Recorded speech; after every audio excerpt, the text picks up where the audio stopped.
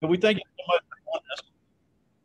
I've got a room full here at Velma Jackson, and we're recording this for our friends at Ridgeland and Germantown as well. This is our entrepreneurship class, and we do have some speaker, or we have some questions we're going to get to, but we'd love to hear about your story and how you came from Madison Central to being all the way out there in DFW and where it's all happening in the legal field. Okay, so I am a graduate. My name is Facheryl Dixon, as Mrs. Pyatt had just said. I am a graduate of Madison Central. I graduated in 2003. I left there and went to Southern Miss, which is in Hattiesburg. I graduated from Southern Miss in Hattiesburg in 2007.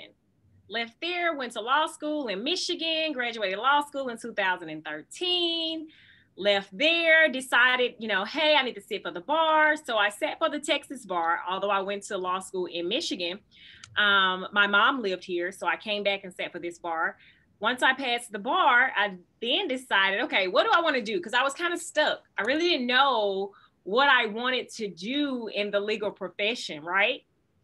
So I'm like, okay, I'm scouting, like, okay, what do I want to do? Do I want to do bankruptcy? Do I want to do criminal law? Do I want to do personal injury? I'm like, no, none of this really interests me at the time. So I'm like, wherever I get a job, that's what I'm going to do. So finally, I got a job at a bankruptcy firm, and I did that for about maybe 2 years. And I just decided after that, I wanted to take the leap. And that leap was going out on my own and starting my own practice, which I now have here in Dallas, Texas. I took that leap in 2016. I opened up my own law firm, and I primarily do personal injury, criminal defense, and immigration cases. Okay. So that's where I am, and that's where I started. Okay. That's awesome. Now, we had a doctor earlier this year, and even though it's a different field, I'm sure it's the same type thing, because here's what she told us. She's opened her own business here in Flowood, a GI doctor, and she said the problem is in owning your own business is that in med school, and I'm sure it's the same in law school, you learn everything in the world there is to know about patient care and all that stuff, but she said she did not learn the first thing on the business side. And she said that has been the biggest struggle for her, because when she was an employee, everybody else handled that. When you're an entrepreneur, even though you have the attorney skills and the attorney background, you did not get that business background in law school. I'm sure it's the same. Am I correct? That would be the exact same. So when you told me that this was going to be a class for entrepreneurship, the first thing I said was, oh my gosh, how am I going to open up talking about entrepreneurship? Like, what am I really going to say? Because it's so much more than having the idea. It's having the idea, executing the idea, and then managing the idea. Okay. That was the hardest part. Managing the idea, which would be managing the business or managing whatever it is that you decide that you want to do in life. That's the hardest part, because we did not learn that. When you go to school for whatever it is you decide to go to school for, whether it's the practice of medicine, whether it's the field of law, no matter what it is, when you open your own business, it's so important. If you are able to take a class on business management, if you're able to take a class on any sort of class that teaches you how to run the business, how to run the finances, because you don't get to see that side of it. So that has been the hardest part for me as well, struggling, trying to say, okay, I've gotten this part, but I need to make sure that I'm filing this. I need to make sure that I'm doing this, that I'm calculating this, that I have the insurances that I need to have in place, that I have everything that I need to have to run this office. I was basically figuring that out on my own. But I will say this, it's so good to plug into people who are already entrepreneurs, especially in the field that you want to go into. I'm a huge person that advocates for mentorship. I think it's very important to find a mentor in whatever it is that you're seeking to do, because you can kind of eliminate some of the loopholes that you're going to have to go through, some of the things you're going to have to learn, the pitfalls. You can kind of eliminate a little bit of that by talking to someone who may already be in that profession. Yeah, and something that I've had entrepreneurs from all over the country, but I always like to hear on why they choose specific locations. So what made Dallas such an attractive location to open the business? Because obviously you can practice law anywhere. So what drew you to Dallas and that target market? Okay, so I went to school in Michigan. My mother lived here in Dallas. I'm originally from Mississippi. However, when I decided where I wanted to plant my feet, I did not want to go back home because I kind of just wanted to live in a big city for just to kind of have that experience. You know, now I'm missing Mississippi. Okay. I'm at the point where I'm like, I miss that small town feel. I miss that, you know, I'm over the big town feel, but nevertheless, I wanted to go somewhere where I just really feel like I can just plant my feet. And I wanted to also be near my mom as well, because she's been a huge supporter of me doing everything that I've set my mind to and venturing out and starting my business. So, you know, it was no question whether or not I would come back here. I had my son also. So having family near me while I stepped out on faith, because entrepreneurship, it's tough. You know, you're building business, you're building clientele. And I also tell people, entrepreneurship is also about building yourself, because I have learned things about myself during this process that I didn't even know existed. I didn't even know it was within me. You know, I'm like, oh my gosh, you know? So yeah, you know, I think that was the main factor. Family was the main factor for me. Yeah. And along those lines, you know, and you said the whole big city thing. I lived in Nashville, and it, you know, I'm with you. It's not all it's cracked up to be. I mean, there's some fun stuff about it, but big city living has big city expenses. So when it comes to your target market, obviously Dallas has a different target market than you would have in Michigan or in Jackson. So what strategies do you have as an entrepreneur to reach that target market? Because obviously you don't want to undersell everybody, because with the amount of work you're putting in, you're going to run yourself ragged trying to make a profit. But at the same time, you have to be competitive in a very, very competitive city. And if you're in immigration law in a city like Dallas, there's got to be 1,000 people to choose from. So how do you reach that target market and make yourself marketable as a good option for a legal professional? So I would say, you know, lawyers we oversaturate the market. It doesn't matter if you're in Mississippi, whether you're in Dallas, whether you're in Houston or LA, the market is oversaturated. There's so many people. For me, when I first started, I left a large bankruptcy firm. And I said, well, hey, I'm going to go out and do bankruptcy, and I'm going to do it on my own. But however, I wasn't getting the clients. You know, I was doing bankruptcy on the corporate side. I was getting clients who wanted to file bankruptcy on their own. And I'm like, no, that's not what I want to do. I want to kind of go over into this. And then I'm like, okay, I have an office. I got to keep the lights on. So I have to do something, you know. So I went over into criminal law. That's where that has become a large part of my practice. It wasn't what I thought I was going to be doing, but it's something that I have enjoyed doing because I get to give more of myself.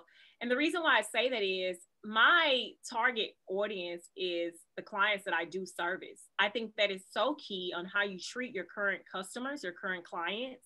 And I do that. You treat them well because that's just a part of business. But also, you know, your current clients are your best referrals. Yep. You know, they can refer your business firsthand. I truly believe in marketing. Don't get me wrong, but I think the way you market yourself, the way you treat your clients is a form of marketing. So I like to always make sure that when my clients leave me, I leave some sort of impression with them. Okay. I want them to remember, to me, you're just not a piece of paper. We're not going to go in and just sign a deal. I am not going to go in and sign you up for this. I want you to know the whys. I want you to know the ins and outs. So I take a lot of time to explain a lot of things to my clients, but not only that, but to build that relationship where they can trust me and where they know that I care about their best interests. So to me, I like to target my current clients because I know one thing: if I treat them right and they walk out of that door feeling like I made a difference in their life, they're going to send me someone else. Yeah. Okay. And I've done radio advertisement. But I'll be honest with you, for me, with me being a small business, my best return has been the clients that I have had in the past. Yeah, obviously. I mean, the best advertising is free advertising. But when it comes to, and we've talked a lot in here about pricing. So when it comes to determining your price point, you know, a stigma in the Black community that I've seen just from the outside looking in is Black owned means cheaper. Black owned means it's not going to be the same quality. And obviously we all know that's not true. So, and you said yourself, it's a very oversaturated market. So how do you price yourself in order to stay competitive, but yet not seem like you're cheap or that you're too expensive? So what I usually do, I do have friends who are doing the same thing, that I'm doing, lawyers who are practicing criminal law, lawyers who are doing personal injury. And when it comes to personal injury, that's typically a standard, Yeah. that practice is already set. Yeah. But when we're talking about criminal cases or immigration cases, or if I take a child support case every now and then, the way that I make sure that I'm staying up with the competitor is I like to know what the competitor is doing. That's just what I do. I am a talker.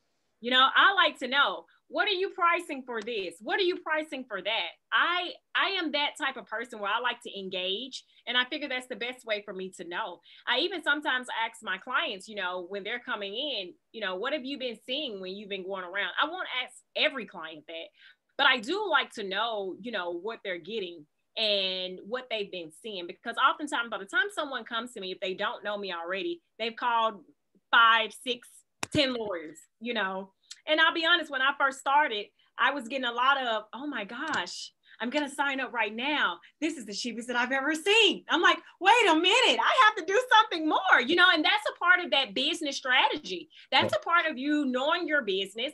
That's also a part of you learning the business and making sure that you're meeting the price points of everybody else. Okay. So I had to really delve into that in my extra time to say, okay, let me ask around. Let me, intertwine with more people who are doing what I'm doing so that I can kind of make sure that I'm on point. Yeah, I don't want to undersell myself, but then also in my profession, I always like to say, I love to help people. And that has been part of my downfall. I have to remove some of my heart out of my business. Okay. But at the same time, I want my clients to feel to get adequate legal representation, one. Okay. Because sometimes in our community, that's not always afforded to us. And so that's very important to me.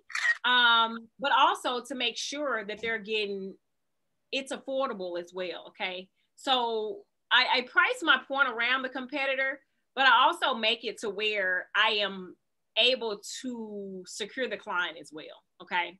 So that sometimes I do payment plans or things like that, to help the client if they're in a situation where I feel like they're not able to get the assistance that they need. Yeah, and that's a term I use a lot of times called perceived value. If the customer really thinks they're getting something of value, they're more willing to pay for it. And we always say in my class is, if people will buy it, why not sell it? If people will pay it, why not charge it? Obviously there's a moral standpoint and a budget standpoint, but if people know they're getting a good product, they're a lot more willing to pay for it, especially, and I'm sure what you can do as a small business is say, look, these big companies, they may have the big name, but I can give you the one-on-one attention. So strategies like that, you could maybe charge more than somebody than charge less. So that's very interesting. I always like hearing people's take on that. I use it a lot, right? Because I am a small business. There's me and there's my assistant. That's what you get, okay? And I have an intern. You get us. Yeah. So a lot of the large firms, when you call, you're not speaking with the attorney. You never talk to the attorney. You may talk to the attorney one time, but when my clients call here, one of the things that I do use in selling myself to the client is, you will talk to me. You get to talk to me. You get to see me. You get to communicate with me, something that you may not get to do in a larger firm. So you're right. I do sell that a lot. That's awesome. Now, you also say that you're just in Dallas for now. Could you, in theory, move your practice to a different city and still do the same thing? I mean, obviously there's licensing and bars and stuff like that, but theoretically, could you, is the industry portable? So what I do is portable. Once we go to law school, we can apply for other licenses. Actually, I am in the process of trying to apply for Mississippi because I would like to come back home. Not saying that my main practice would be home, but I do want to eventually come back to Mississippi. So I am in the process of doing that now. We don't have to sit for the bar if you've had a certain amount of time that passed. What you can do is just apply for the license and do all the necessary documentation and requirements that they require. So yes, you can. It's portable. What I do, you can go wherever, as long as you're in the United States and you graduated from an accredited law school, you can go and see what that state requires for you to become a licensed attorney in that particular state. Interesting. Now, and you answered a question earlier that I was going to ask about the size of your business. So you just have one full-time employee and an intern? Yes. Wow. Okay. So just thinking about how much work that is making my head hurt. Right. And now before I get to some of the students' questions, I mean, we'd be remiss. It's Black History Month. So how important is the representation in the legal field? Because just from our high school, we've had several Black attorneys come out of Madison Central around the time that we came out. I know with in your class, Shakita Gayton is one, and she's here at Hattiesburg, is a great attorney as well. But and Brandy Rice, another one in 2001. So how important is that representation? Even though we have seen Black attorneys come out of this area, how important is that still to have young Black kids in the legal field? So, and first off, I want to just say, I admire you for what you're doing. Thank you. Just even the fact that you know all of that, that is so impressive. And it is so needed in our community. And I appreciate what you're taking the time to bring to the forefront and place in front of these kids. It is important because when you go into a courtroom, we don't want to see, I mean, let's just be honest, 90-some% of the prison system consists of African Americans, you know? And so for me, it's very important that representation is in that courtroom. Even when I talk to my clients, I'm letting them know, I'm like, hey, you know, what are some options that we can do so that we don't end up back here? What do you need? What do you need from me? Is there anything that I can give you? Is there anything I can help? If there's a resource that I have, I want to give it, because you want to see people who look like you. You want to see judges, lawyers, you know, jury members. So jury service is always important, right? Because you want to be able to see people that can relate to your cultural background. You know, that's very important. You don't want to just see someone behind the bars. You want to see somebody that's arguing in front of the judge, you know, or the judge itself. So it's very important that we have representation, because it also shows kids that it's possible. Anything is possible. Okay. Oh, absolutely. And you know, and it's amazing. They don't believe us, you know, us going to Madison Central. When did we ever get a free ACT during a school day? They get 3 free ACTs, and this is all the Madison County schools. And they think just because we went to Madison Central, we had everything handed to us, but we had to get up at 7 o'clock on a Saturday morning after a Friday night football game and go take the ACT. And now they get it for free. I don't remember free. Ever. Okay, I'm like, where's the free? We always had to pay for it, no matter who we were. Access is so important. When you have access, take it. Okay. Yep. When you have free access, take advantage of it, because it's an opportunity that you never know. I always tell my son, I have a son who's in 12th grade right now. And I tell my son, I said, son, always know that you're planting seeds. And it may not make sense to you today. The same way, if I was to plant this seed, if I keep watering that seed, it's not going to make sense to me. I just see a seed. I don't see that tomorrow it's going to be a tomato plant, right? I just see a seed.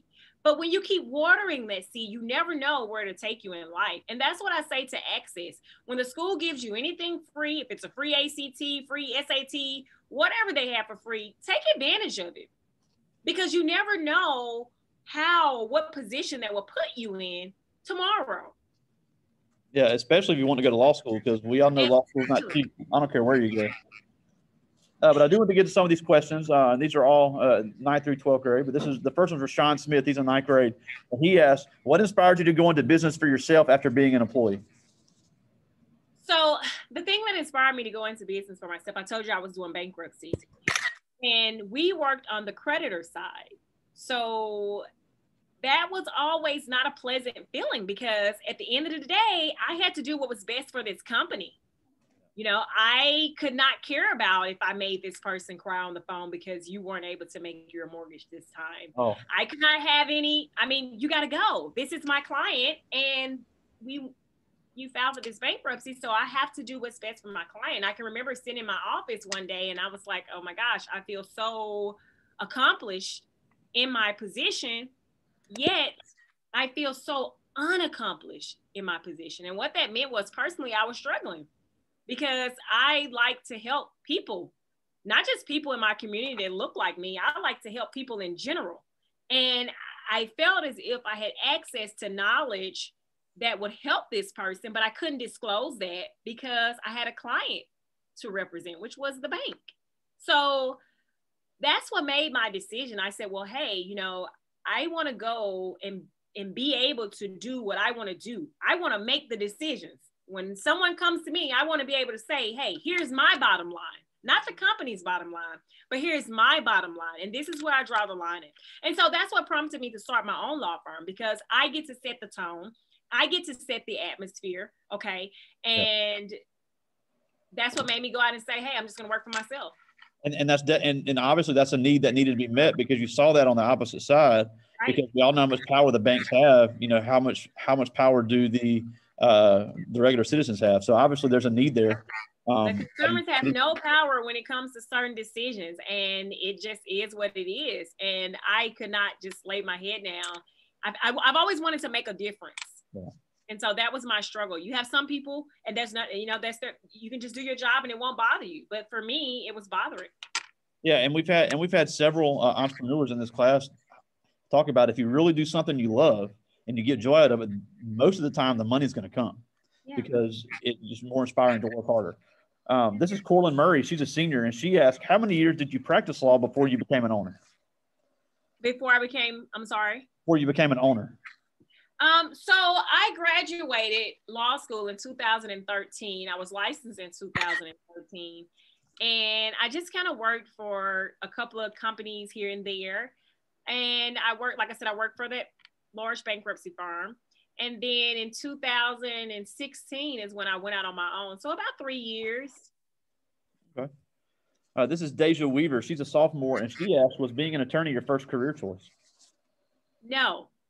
It was definitely not my first career choice. My first career choice was to be an actress, but my mother was like, you need to have a realistic goal, and education is so important, and you need to do this and that. And it was definitely probably tied with being an actress, because I've always been, you guys are probably so young, you don't know who Perry Mason is, but my grandmother used to watch Perry Mason and Matlock every day. And so I'm like, I want to do what they do, you know? And so it was definitely a passion there, but I wouldn't say that it was necessarily my first career choice. Yeah, and I'm in the same boat on that. But this is a great question right here. This is Darius Williams, and he's a junior. And he asked, what qualities do you recommend somebody have when they're finding a law firm? When they're finding a law firm? Finding a good law firm to represent them.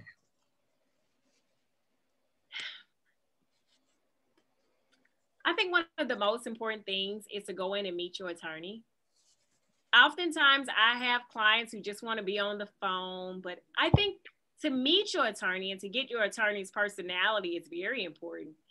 Not just going in and handing someone some money and saying, hey, I need you to represent me, because oftentimes out of need, we go and get what we need, not necessarily knowing whether or not that's good for us. Finding someone who cares about you, cares about your future. I always tell people, if you're with someone who just seeks to get a conviction or to give you a record, especially when you're young, no. You need to fight and say, hey, what can we do so that this does not go on my record? Because having a record has lasting impacts on you in the future. So my main thing would be finding someone who cares about you as a person and not just as a number. Yeah, and I think you can get that from a lot of the smaller firms. Yes. We hear the Morgan & Morgan stuff all the time, and the Richard Schwartz and all that things, but you very, very rarely actually deal with that actual person. You're usually dealing with one of their associates, and even though it may help you, you're not going to get that. You're not going to get that personalized service, and you will be just a number. And if it turns out bad for you, they're not going to lose 1 second of sleep. I think that's a harsh reality of a lot of big business, not just the legal field, but all big business as well. But we're almost out of time, and we thank you so much for joining us. But before we go, I do want to ask you one last question, and that's about, you grew up in Madison County, same school district, same area. You grew up as a young black woman in Mississippi, but yet you're doing some amazing things as a business owner in Texas and self-employed attorney. And even though everybody here obviously doesn't want to be an attorney, we do have a few that want to go into business for themselves, even if it's just part-time. Obviously, you face a lot of obstacles being a young black woman in America, and they're going to face the same stuff. Well, it's not a matter if, it's a matter of when. So what can they do now to be ready for those obstacles and become as successful as you've become? Be comfortable with who you are.